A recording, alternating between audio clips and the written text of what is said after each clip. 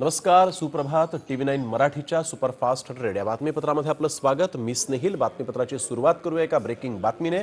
सारथीनंतर आता महाज्योतीलाही स्वायत्तेची मागणी होऊ लागलेली आहे. महाज्योती ही जी संस्था आहे तिला आता स्वायत्त करा अशी मागणी होऊ लागलेली आहे आणि ही मागणी रास्त असल्याचं वडेट्टीवार यांनी म्हटलेलं आहे. लोकसंख्येनुसार महाज्योतीलाही निधी मिळावा, ओबीसी नेत्यांचा असंतोष लक्षात घ्या असंही यावेळेस मंत्री जे आहेत विजय वडेट्टीवार यांनी म्हटलेलं आहे. तसंच सारथीला स्वायत्तता दिली तो आनंद आहे, पण महाज्योतीला देखील आता स्वायत्तता द्या असं यावेळेस त्यांनी म्हटलेलं आहे.